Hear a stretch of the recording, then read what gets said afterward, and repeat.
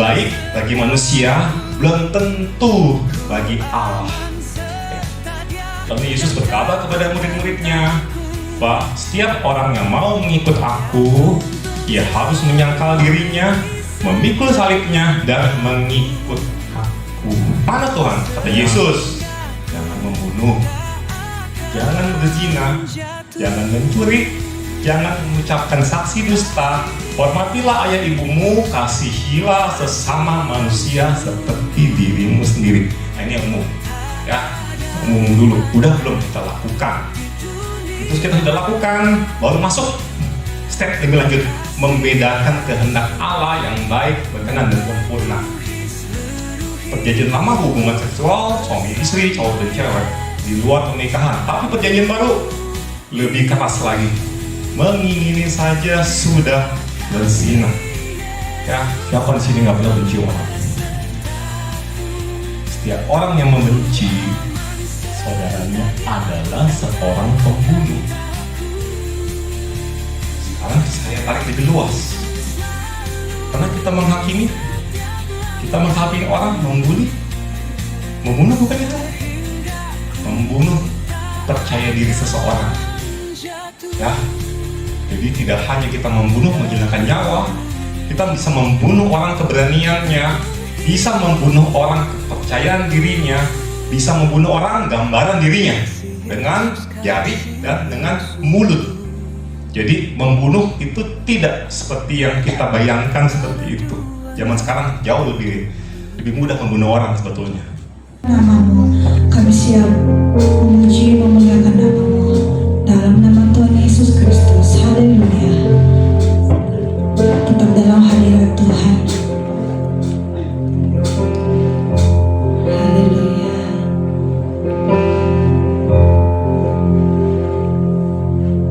Bila hati terasa berat, tak seorang pun mengerti bebanmu, ku tanya Yesus, apa yang harus ku buat? Mari kita naikkan pujian ini. Dia berfirman, mari datanglah, amin. Dia selalu pedulikan aku, ku datang Yesus, Dia pikul segala bebanku. Sujud di altarnya, ku bawa hidup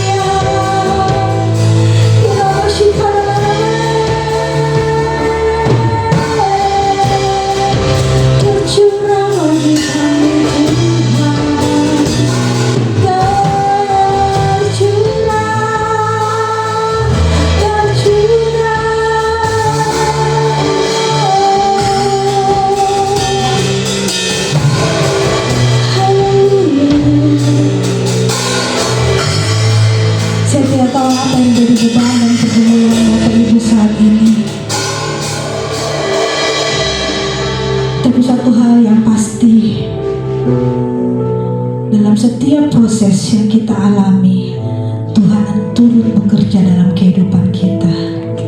Sebab itu mari kita tetap percaya dan selalu menyerahkan seluruhnya kepada Tuhan. Tuhan akan ambil alih, Tuhan akan bertindak, Tuhan akan buka jalan, Tuhan akan menyembuhkan, Tuhan akan memulihkan keadaanmu. Tetap percaya kepada Tuhan.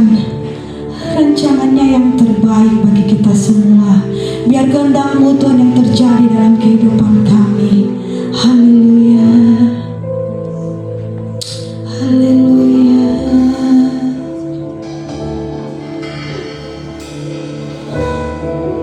Haleluya. Kami yakin dan percaya Tuhan, kuasa-Mu masih sama dulu, sekarang, bahkan sampai selamanya Tuhan. Haleluya.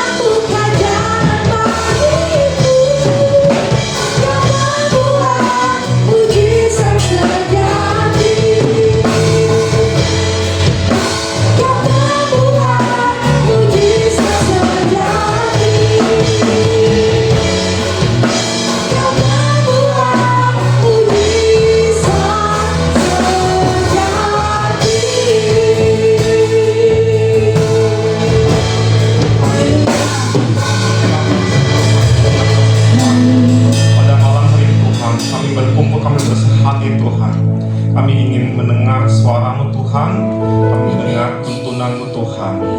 Hamba-Mu yang akan menyampaikan firman Tuhan, tidak tahu apa-apa Tuhan, sembunyikan dia dalam salib-Mu Tuhan, agar tidak kuasa kemuliaan-Mu saja yang nampak pada hari ini Tuhan. Kami rindu Tuhan untuk melangkah lebih jauh lagi melihat mukjizat-Mu Tuhan. Terima kasih Bapa yang baik. Kami akan siap memulai mendengar firman-Mu dalam nama Tuhan Yesus Kristus. Haleluya. Amin. Oke. Sama malam. Terima kasih pada Om Doni, Tante Lance, dan teman-teman sekalian. Saya mulai aja karena waktu sudah cukup singkat. Jadi kemarin banyak bergumul dalam beberapa hari ini. Bahkan kemarin saya sempat dibangunin Tuhan pagi-pagi. Mestinya kan saya bangun jam 5.45. Tiba-tiba saya salah lihat jam. Tiba-tiba waktu lagi olahraga, tiba-tiba alarm bunyi 1 jam lebih awal saya dibangun. Nah, ini kairos Tuhan ternyata. Dan ini ayat ini yang saya dapat pagi-pagi. Ya, kita buka sama-sama di Roma 12 ayat 1-2.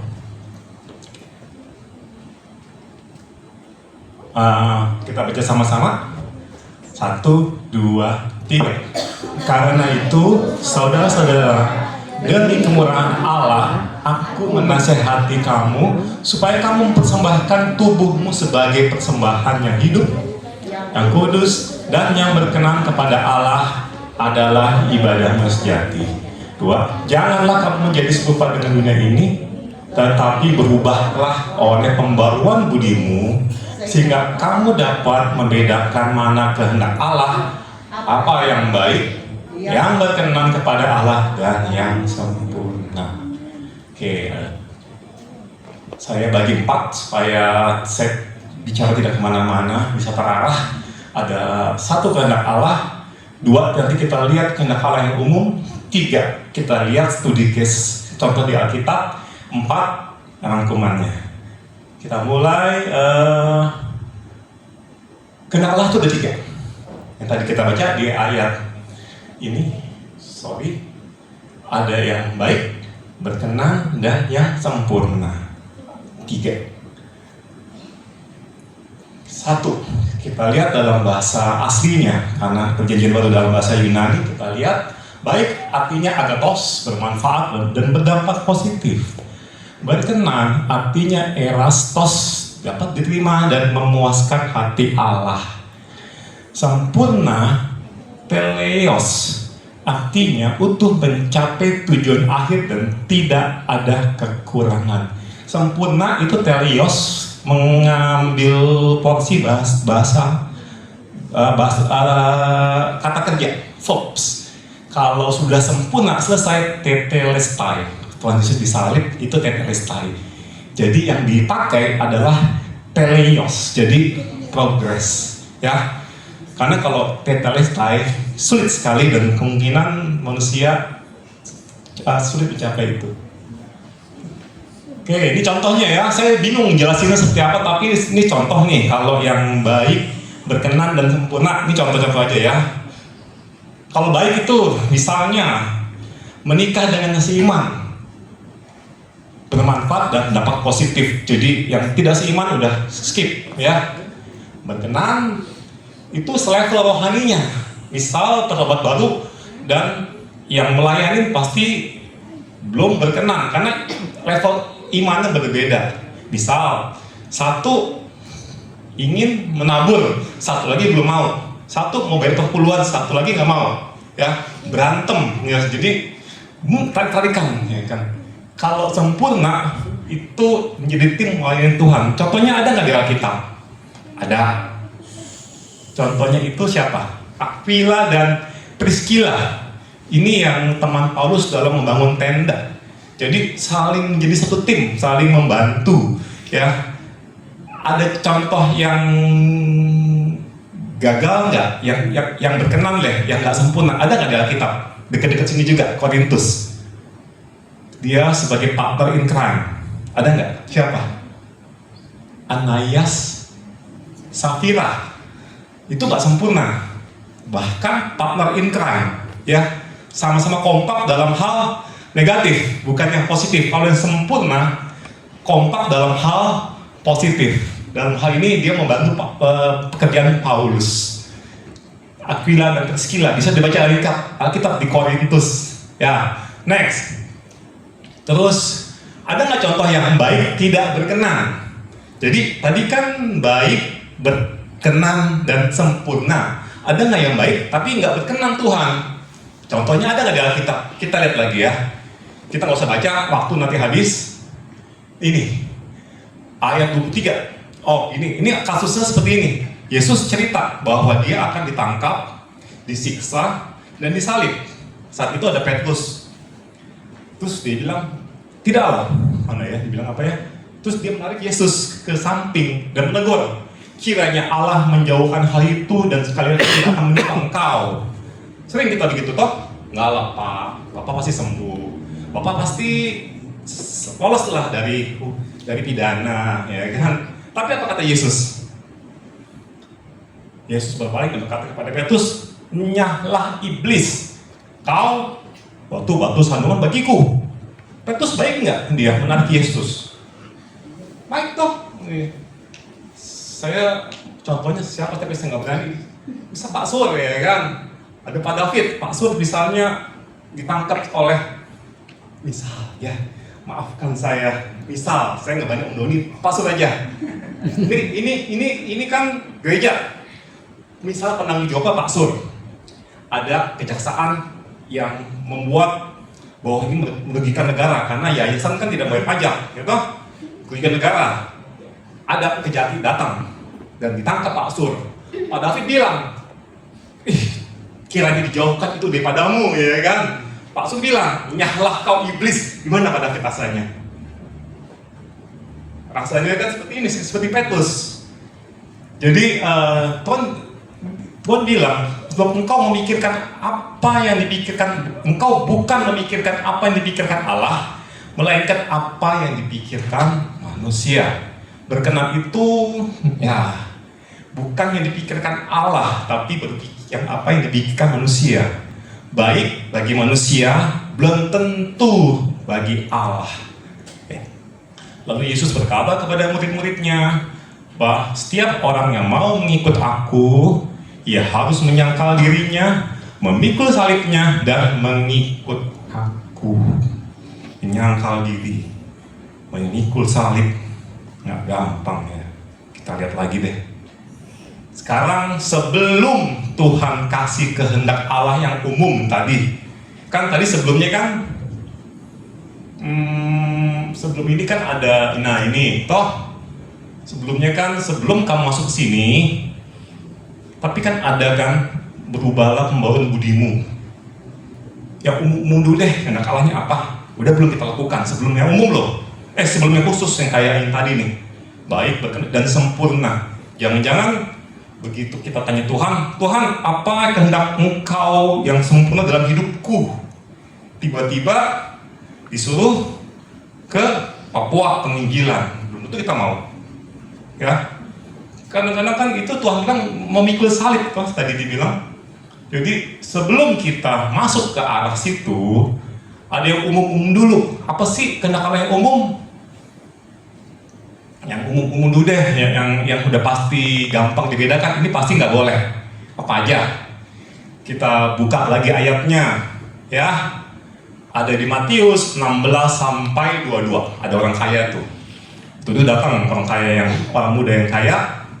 Guru, apa yang harus kuperbuat untuk memperoleh hidup yang kekal?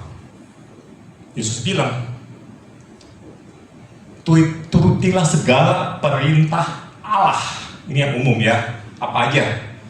Kata orang itu kepadanya, yang mana Tuhan? Kata Yesus, jangan membunuh, jangan berzina, jangan mencuri, jangan mengucapkan saksi dusta, hormatilah ayah ibumu, kasihilah sesama manusia seperti dirimu sendiri. Nah, ini yang umum, ya, yang umum dulu. Udah belum kita lakukan? Begitu kita sudah lakukan, baru masuk step lebih lanjut, membedakan kehendak Allah yang baik, berkenan dan sempurna. Kata orang muda itu, semua itu sudah kuturuti. Wih, hebat sekali. Di sini ada nggak seperti orang muda ini, semuanya udah kuturuti? Ada nggak di sebelah di sini? Ada, boleh angkat tangan. Semuanya udah kuturuti.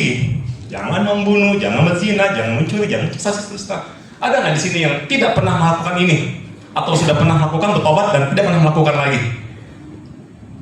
Bisa angkat tangan.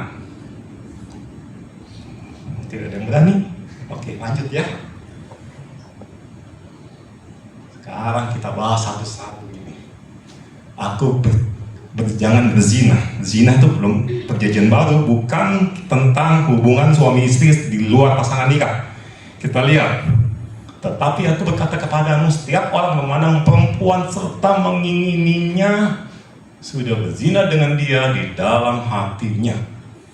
Perjanjian lama hubungan seksual suami istri, cowok dan cewek di luar pernikahan. Tapi perjanjian baru lebih keras lagi.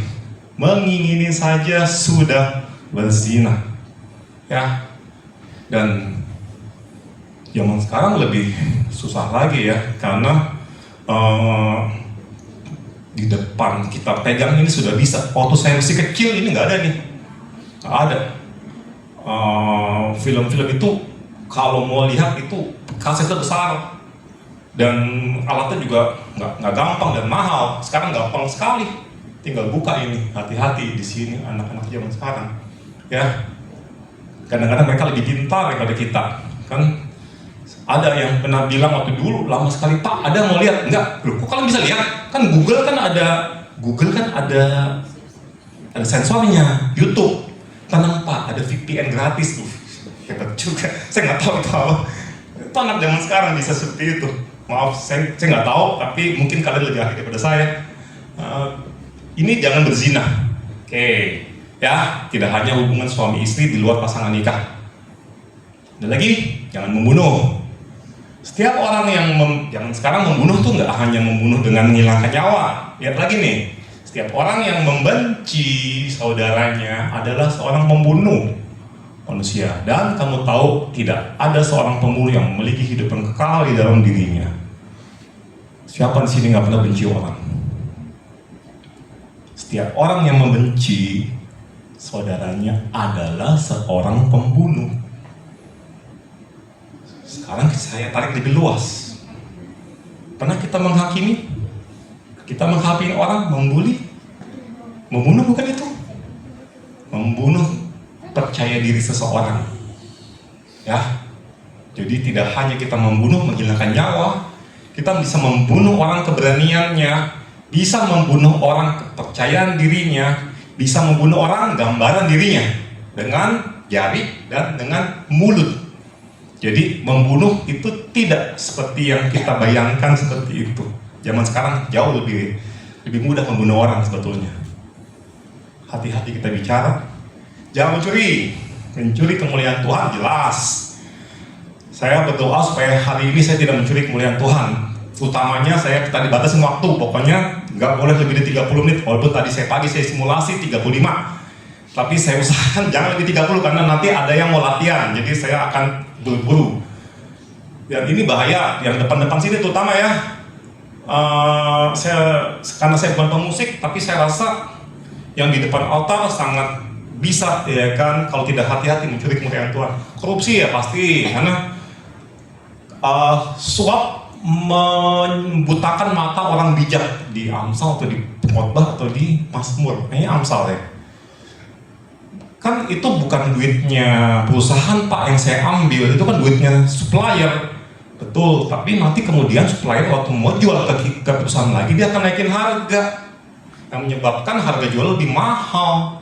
Perusahaan kita membeli dengan lebih mahal, sama aja. Itu namanya tetap korupsi. Makanya di perusahaan kita kerja tidak boleh menerima uang sepeser pun dari pihak ketiga. Ya, kan bukan uang perusahaan, sama aja. Nanti dia akan naikin harga. Dana yang dipakai tidak bijak. Ini abu-abu ya. 1 jam afturnya seharga 1 Pajero. 1 jam afturnya 1 pesawat.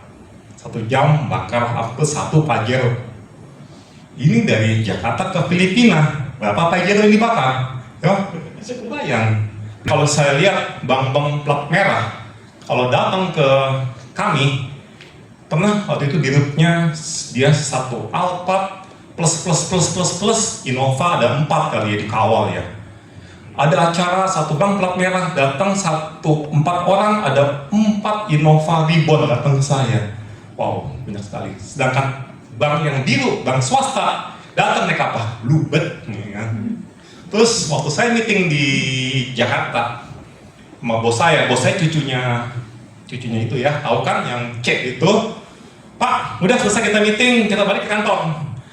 Kita tunggu supir Bapak ya di sini ya. Bapak tunggu di mana? Lobby.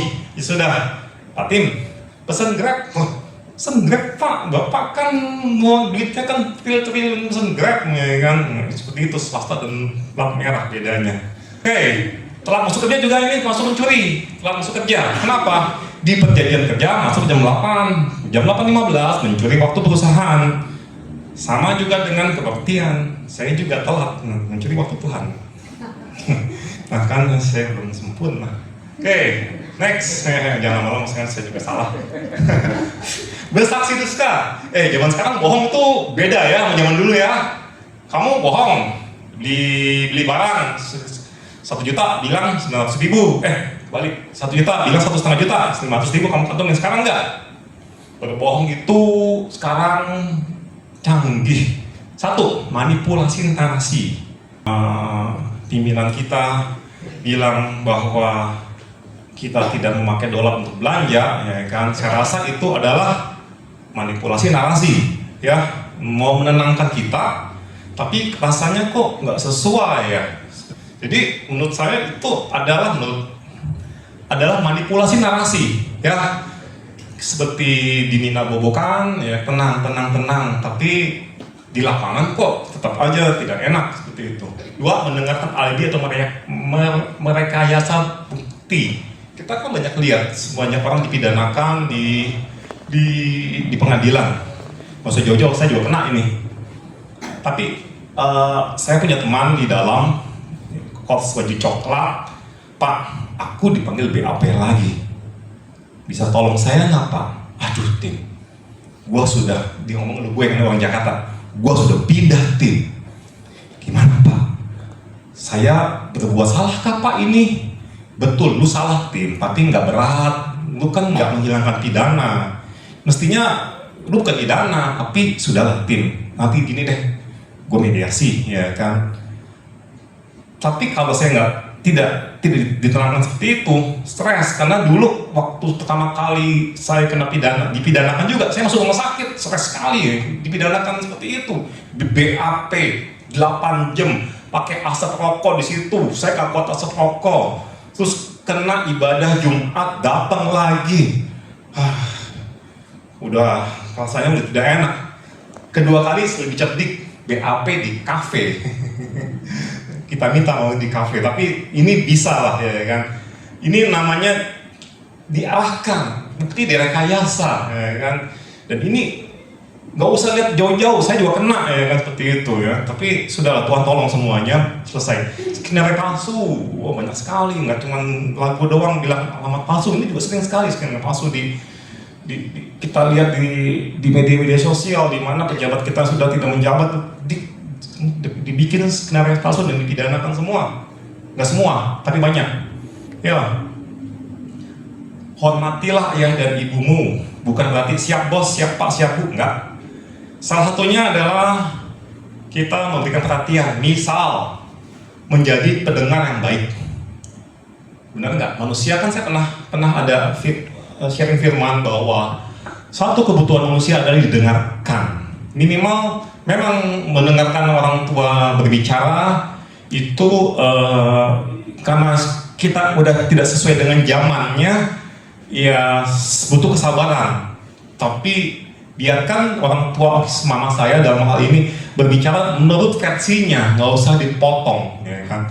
Kan yang motong itu kan biasa moderator. Kalau sudah jalan pribadi dipotong supaya dilurus lagi kan. Tapi kan kalau orang tua kan nggak perlu. Biarkan saja dia bicara sesuai dengan versinya. kita nimpalin, kita bilang, oh iya ma, tadi gitu ya ma, iya. Dengarkan saja, itu sudah cukup membuat orang tua kita sangat senang. Bapak ibu kan juga senang kan kalau didengarkan kan. Bapak ibu kalau bicara dipotong rasanya gimana? Baru ngomong dipotong, enak enggak? Apalagi orang tua, apalagi motong anaknya. Hormatilah satunya menjadi pendengar yang baik. 2, wajib memberi ketunjangan yang sesuai dengan kemampuan kita. Kalau di Matius 15 ayat 5 dan 6, orang Farisi mengajar bahwa menyumbang ke bait Allah itu harus pertama kali. Jadi bisa diabaikan orang tua. Yesus marah sekali. Bisa dibuka ayatnya. Ya, karena nggak ada waktu, nanti bisa dibuka belakangan. Yang terakhir, kasihilah sesama manusia seperti dirimu sendiri.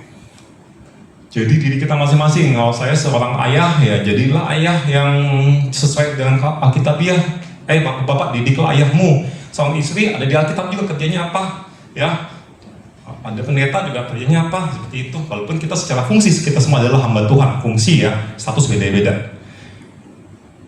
Dan orang muda ini udah jalan semua nih semua, hebatnya. Ada studi kasus kita sama-sama kita baca Raja Hizkia. Ada yang tahu toh ceritanya sekolah minggu Raja Hizkia? Guru sekolah minggu Felis tahu Raja Hizkia? Apa yang kamu tahu? Raja Hizkia.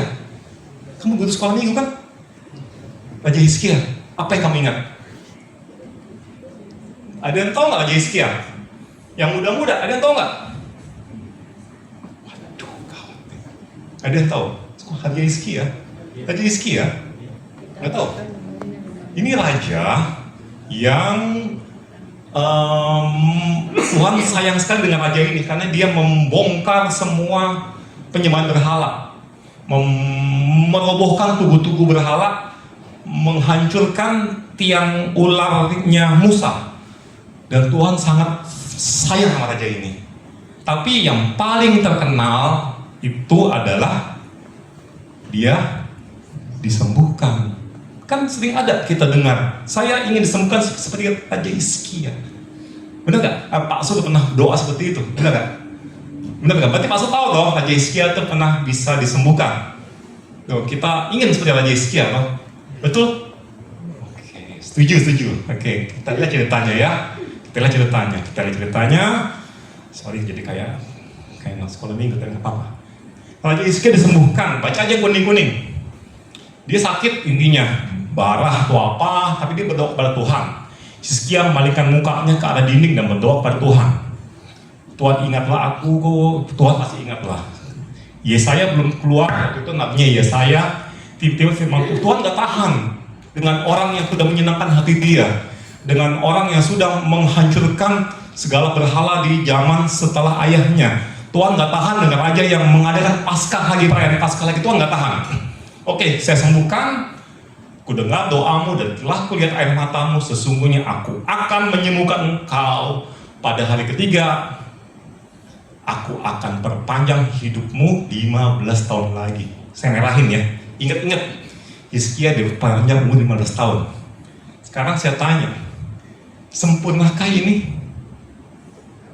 Sempurna toh, setuju, sempurna. Pak Sur, sempurna toh. Sempurna, Pak Rudi, sempurna kan? Sempurna, setuju ya? Kita setuju semua sempurna ini, Tuhan sempurna ya. Dia disembuhkan Tuhan dan diperpanjang umur 15 tahun. Pak David, sempurna Pak David? Sempurna. Oke, kita lihat ayat selanjutnya. Ya, sama-sama, jangan kaget. Yesaya 39, ayat 1 sampai 8. Hizkia sembuh. Saat itu datang Raja Babel. Babel masih raja kecil saat itu, negara kecil yang belum kuat negaranya. Datang hendak mendengarkan perbuatan Tuhan pada Raja Hizkia. Saatnya Raja Hizkia itu harus menginjili Raja Babel saat itu. Ini setelah disembuhkan ya. Setelah disembuhkan dia hidup 15 tahun, datang Raja Babel. Dia ada kesempatan untuk menginjili Raja Babel. Tapi apa yang dilakukan? Flexing. Karena Raja Hizkia itu memugar bait Allah menjadi indah lagi. Zaman Rehabim, bait Allah itu dihancurkan, bukan dihancurkan, dijarah oleh Sisak Raja Mesir. Jadi perisai emasnya diganti tembaga. Raja Hizkia membuat indah lagi. Ini loh bait Allah yang telah saya bikin indahnya. Dipamerkan kepada Raja Babel. Kan kamu raja kecil, saya raja besar. Ini kayak kemegahanku, ya kan? Tuh lihat lagi tuh ya. Kemudian datang Nabi Yesaya kepada Hizkia. Apa yang kamu lakukan? Kamu dari mana mereka datang? Ya kan, dari negeri jauh, dari Babel, kata si Hizkia. Babel raja kecil, ya kan, kita kan kerajaan besar. Apa yang kamu lakukan? Apa yang telah dilihat mereka? Semuanya aku pamerin. Kebesaran, ya, keindahan istanaku. Ya saya bilang, dengarkan firman Tuhan semesta alam. Sesungguhnya suatu masa akan datang bahwa segala yang ada dalam istanamu yang disimpan oleh nenek moyangmu akan diangkut ke Babel. Dan dari keturunanmu yang akan kau peroleh akan diambil orang menjadi sida-sida di Raja Babel. Zaman dulu tuh sering tuh, kalau raja diserang, keluarga diambil. Jadiin sandera supaya dia jangan nyerang kita. Kalau nyerang kan dibunuh keluarganya saat itu. Sekarang saya tanya lagi, apakah ini masih sempurna Pak David? Tidak. Enggak, ini artinya tidak. Iya. Eci, apakah masih sempurna ini? Sudah berubah jawabannya? Sudah berubah? Saya nggak dengar dengan Pak Sur. Pak Sur pernah berdoa. Tapi kita buka firman Tuhan, sama-sama kita lihat apakah ini sudah sempurna. Dia sempurna dalam menghajar nabi-nabi palsu. Tapi ya dulu sempurna. Apakah sekarang masih sempurna? Tidak. Oke. Dan apa jawabannya? Setelah dia dari ayat 7 ini, jawaban dia apa? Oh Tuhan, jauhkanlah bahaya dari keturunanku Tuhan. Begitukah jawabannya? Menurut Bapak Ibu? Dia apa? Kan kalau anak kita, jangan deh. Keturunan kita berikutnya akan dijadikan budak, kita kan pasti berdoa. Jangan Tuhan, jangan Tuhan, jangan. Nah, jawaban dia apa? Kita lihat ayat berikutnya. Jangan kaget, oke? Hizkia menjawab kepada Hizkia, sungguh baik firman Tuhan yang engkau ucapkan itu, tetapi pikirnya asal ada damai dan keamanan seumur hidupku, nggak apa-apa. Ya kan keturunanku jadi budak sida-sida, yang penting saya nggak apa-apa. Setelah diperpanjang 15 tahun, ini yang terjadi. Ya, belum selesai, kita lihat lagi. Manasya, tahu Manasya siapa? Tahu Manasya? Guru sekolah minggu, Manasya tahu? Saya juga guru sekolah minggu 10 tahun. Tahu? Umur 27 sampai 37 saya guru sekolah minggu. Tahu Manasya siapa? Nggak tahu? Oke, saya kasih. Nih, Manasya adalah anak Raja Hizkia. Ya, naik tahta umur 12 tahun. Raja Hizkia diperpanjang Tuhan umur 15 tahun. Jadi kalau Hizkia meninggal, Manasya nggak ada. Benar nggak? Ini naik tahta 12 tahun. Hizkia diperpanjang 15 tahun. Jadi kalau Hizkia meninggal, siapa yang naik tahta? Pasti bukan ini. Ini belum lahir. Kan? Ada ayatnya dan menimbulkan sakit hati ayah. Allah 2 Raja-Raja 21 ayat 6. Dan dia raja yang menyesatkan bangsa Israel dan Yehuda. Ayatnya ada di 2 Raja-Raja 21 ayat 9. Dan menyebabkan bangsa Israel dan Yehuda dihukum Allah. Ayatnya ada di 2 Raja-Raja 21 12 sampai 14. Dan menurut bukan di Alkitab, ada yang Talmud bahwa Nabi Yesaya meninggal digergaji oleh Raja Manasye. Waktu dia bersembunyi dalam pohon, belah dua, digergaji menjadi 2 bagian. Itulah kekejaman Raja Manasye. Dan ini raja ini nggak perlu hadir kalau Hizkia meninggal. Ya, ini ayat-ayatnya ya. Ini ayat-ayatnya tadi, bapak semua kan, kita nggak usah baca, kita habis baca di rumah bisa. Ini ayat dari saya di depan. Jadi Hizkia disembuhkan sempurna atau tidak? Setuju semua tidak sempurna? Setuju? Tidak semua. Oke. Lega saya. Ada ayatnya. Percayalah kepada Tuhan dan lakukan yang baik. Hizkia melakukan yang baik dan diam di negeri dan berlakulah setia. Hizkia berlaku setia dan gembirakan Tuhan, dan Ia akan memberikan kepadamu apa yang diinginkan hatimu, bukan dibutuhkan, diinginkan. Tuhan tidak bisa menolak menurut saya, menurut Alkitab, dengan orang yang sudah melakukan ini. Hizkia membangkitkan lagi perayaan Paskah, menghancurkan ulah tembaga, menghancurkan altar-altar berhala. Nggak rela, nggak tega Tuhan menolak permintaannya. Ya, sayang, tapi ayat terakhir Hizkia nggak lakukan. Serahkanlah hidupmu kepada Tuhan dan percayalah kepadanya. Ya, Ia akan bertindak. Doanya tidak diserahkan kepada Tuhan. Contohnya bagus siapa? Inilah. Gimana Yesus berdoa? Doa untuk kehendak yang sempurna. Doanya kayak gimana? Matius 26 ayat 39. Doanya kayak gini. Maka ia maju sedikit, sujud berdoa, katanya, ya Bapakku, jika sekiranya mungkin, biarlah cawan ini lalu daripadaku. Kalau mungkin Tuhan lalukan padaku. Tetapi jangan seperti yang ku kehendaki, melainkan apa yang seperti engkau kehendaki. Kalau Hizkia berdoa seperti ini, kemungkinan Raja Manasye tidak lahir. Kemungkinan sejarah Israel, Yehuda akan berbeda.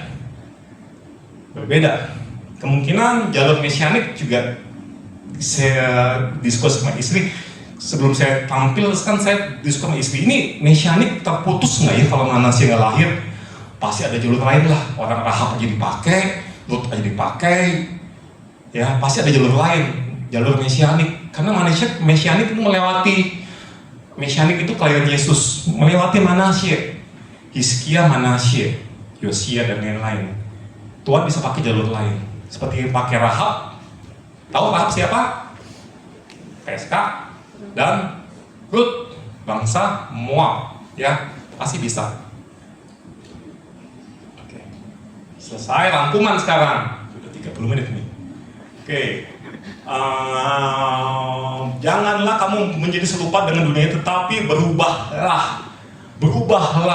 Bahasa Yunani ada metamorpho, dan ini adalah kata kerja. Berarti berubah, ada proses terus menerus. Kayak Raja Hizkia sempurna, ada yang tidaknya, ada yang sempurna. Ya, metamorpho itu artinya terus menerus. Kalau sudah sempurna, tetelestai, ya, dipakai metamorpho. Ini kita bisa lihat berubah bentuk dari bentuk yang seperti ini menjadi bentuk yang ini. Jadi berubah bentuk menjadi lebih indah dari bentuk awalnya. Metamorpho. Berubahlah oleh pembaulan budimu. Kita harus proses, ya. Kita kan sudah doa penuhan Roh Kudus.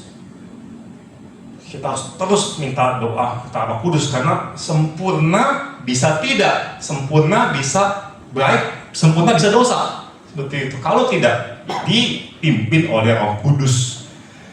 Saya tadi saya baca di sini kok Mazmur 1 ayat 3 bahwa orang yang di tepi air berbuah pada musimnya. Apakah setiap orang itu pun punya musim? Ya? Kan ada Mazmur 1 ayat 3, tadi barusan saya baca, tapi saya belum analisis.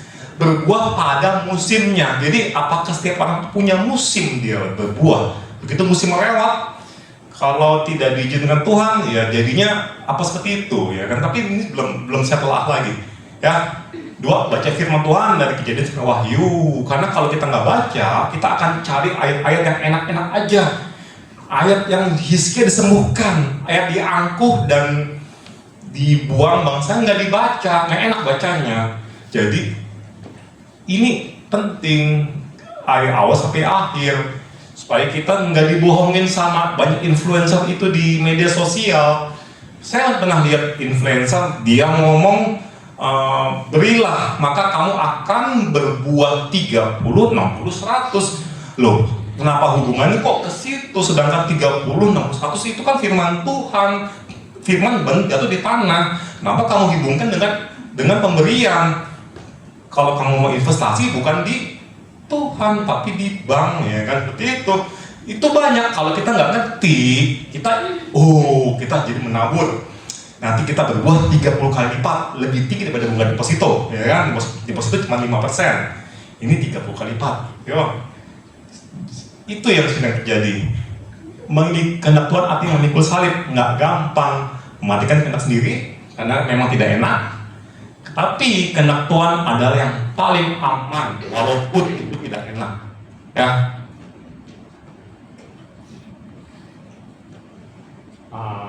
Kadang-kadang kalau berdoa kita tahu kita masing-masing punya kelemahan lah. Yang tadi yang kayak orang muda, kelemahan dia adalah harta, maka Tuhan bilang serahkan pada orang miskin. Kita masing-masing punya kelemahan. Dalam doa aku yang aja, Tuhan, saya tipikalnya senang selfie. Ya, misal, tolong Tuhan gimana supaya saya bisa berubah. Kadang-kadang kita harus akui dalam doa, jangan tutup-tutupi. Kalau kita tutup-tutupi ya gimana mau berubah. Dan jangan menganggap diri kita bijak, walaupun kita sudah melayani doa. Kan kadang-kadang ada dari Twitter ya, itu ada penelitian bahwa orang bodoh kalau merasa diri paling pintar, ya kan, banyak kali di itu. Setiap orang ada panggilan. Saya sebagai karyawan, jadi kok saya tidak buka usaha, kan udah tahu ini dari perizinan sampai serah terima kan saya udah nguasain, kenapa tidak usaha? Passionnya nggak ke situ. Saya didesain Tuhan jadi karyawan, ya seperti itu. Jadi kalau saya keluar dari panggilan, takut kayak Yunus di perut ikan, nggak enak. Ya, ide bagus belum tentu ide Tuhan. Kita mau penginggilan di mana? Di Malino, ya. Apakah itu Tuhan suka? Penginggilan Tuhan, ya kan? Kita lihat ayatnya. Paulus, Rasul 16 ayat 6 dan 7. Saat itu mereka hendak ke tanah Frigia dan Galatia, Asia, tetapi Roh Kudus mencegah mereka. Penginggilan bagus enggak? Bagus. Tapi Roh Kudus mencegah. Lalu Paulus baptisnya misi ya, masuk dari di sini, tapi Roh Yesus melarang lagi. Jadi ide bagus kita belum tentunya Tuhan saja. Betul selesai apa? Terima kasih. Ya, terima kasih Tuhan berkati. Saya kembalikan kepada Bapak kembali. Hidup ini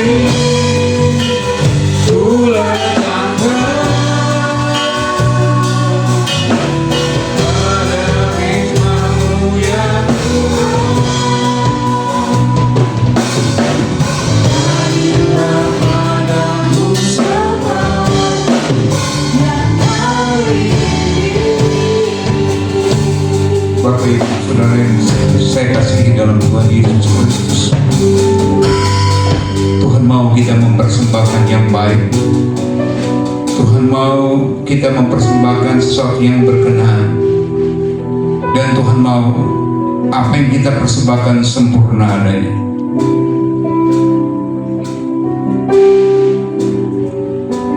Tetap setia, tetap konsisten sampai sempurna. Tetelestai. Yesus menyelesaikan tugas dengan sempurna. Tuhan mau kita menyelesaikan tugas dengan sempurna. Haleluya. Terima kasih Tuhan. Terima kasih Tuhan. Haleluya.